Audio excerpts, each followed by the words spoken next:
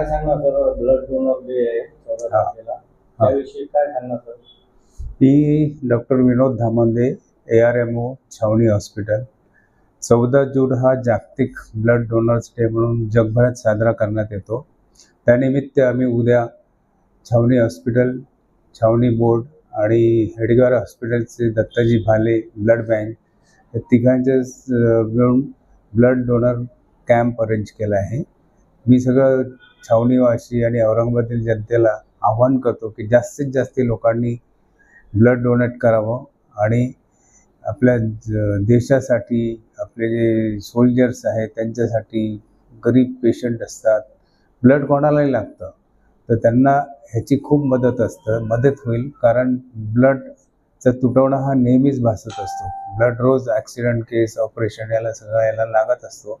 त्यामुळे जास्तीत जास्त लोकांनी ब्लड डोनेट करून एक जगाला, आपल्या देशाला मदत करावी असं मी आवाहन करतो. सर, रक्तदान करण्याविषयी जे ते अनेक लोकांच्या मनामध्ये भावना आहे की रक्त दिल्याने जे ते कमजोरी येते, विकनेस येतो, अशा लोकांना काय सांगाल सर? ब्लड डोनेट केल्याने उलट कमजोरी येत नाही, कारण नवीन फ्रेश ब्लड तुमचं 24 तासात बनतं आणि आपली इम्युनिटी वाढतं आणि फ्रेशनेस वाढतं. आणि तसे ब्लड डोनेट करताना आम्ही त्याचे सगळं चेकअप करतो. ब्लड प्रेशर, शुगर आणि त्याचं एज, वजन, हे सगळं गोष्टी कन्सिडर करूनच त्याचं ब्लड डोनेट करण्यात येतं. रक्तदान करण्याचं जे महत्त्व आहे त्यावर काय सांगाल? रक्ताचा हा नेहमी तुटवडाच असतो आणि हे चांगलं काम आहे आपण जे करणार, कारण त्याचं मदतच होणार आहे. तुमचं ब्लड दिल्याने ते कधी वेस्ट होतं, फेकल्या जातं, असं कधीच होत नाही. तर त्याचे सगळे कॉम्पोनंट, सगळे एलिमेंट्स अलग अलग करून ज्या रोगीला लागतं ते आपण सप्लाय करत असतो.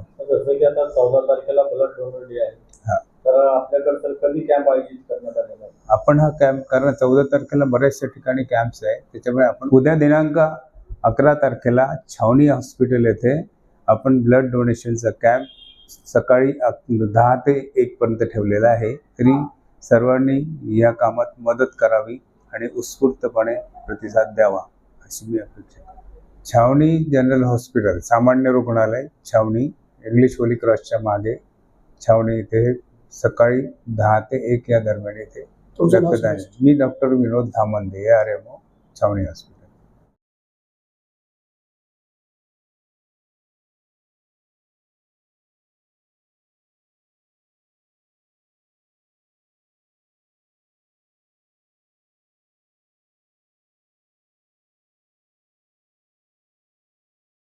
Subscribe now and press the bell icon. Never miss an update.